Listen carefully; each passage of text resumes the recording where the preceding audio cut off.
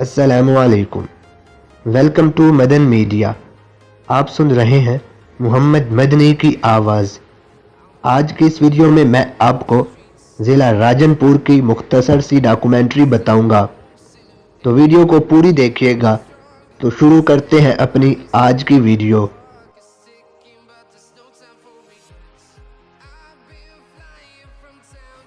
راجن پور شہر ضلع راجن پور کا صدر مقام ہے اور پاکستان کے صوبہ پنجاب کے جنوب مغرب میں واقع ہے، جبکہ دریائے سندھ کے مغرب میں واقع ہے۔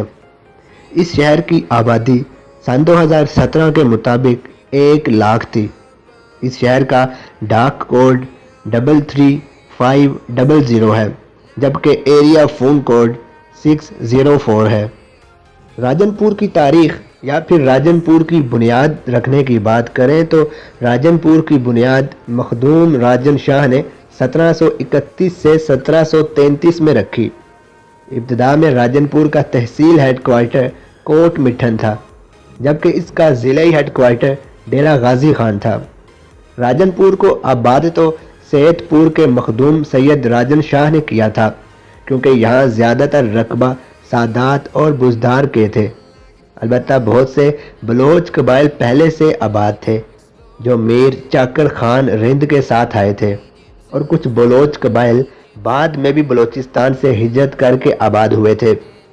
سرزمین راجن پور میں آباد بلوچ قبائل کے نام یہ ہیں: درشک، مرسوری، جتوئی، مزاری، گورچائی، لنجوائی، لغاری، پتافی، کچھیلا، احمدانی، گورمانی، بزدار، مزاری، جسکانی، روانی، سہرانی، لاشاری، بلیدی، غزلانی اور لسکانی وغیرہ مشہور قبائل ہیں، اور یہاں کے لوگ سرائکی اور بلوچی زبان بولتے ہیں، جبکہ دیگر اہم قوموں میں کھوکھر، عوان، ملک، راؤ، رانا، راجپوت، بٹی اور گبھول مشہور قومیں آباد ہیں۔ 1862 میں کوٹ میٹھن میں جب سیلاب آیا تو راجن پور کو عارضی طور پر تحصیل کا درجہ ملا۔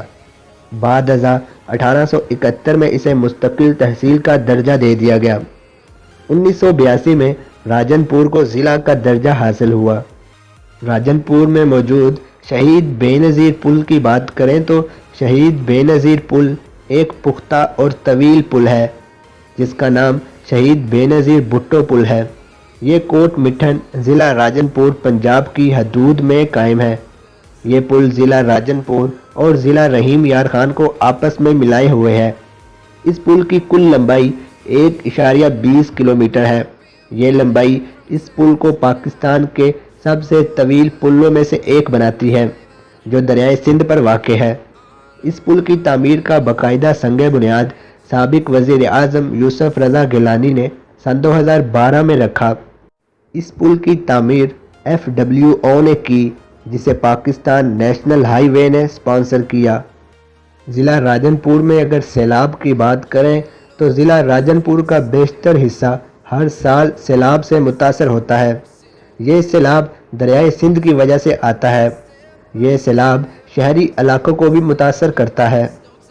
راجن پور غیر آباد علاقے کی بات کریں تو راجن پور کا بڑا علاقہ غیر آباد اور ویران ہے۔ اسے پچھاد کہا جاتا ہے۔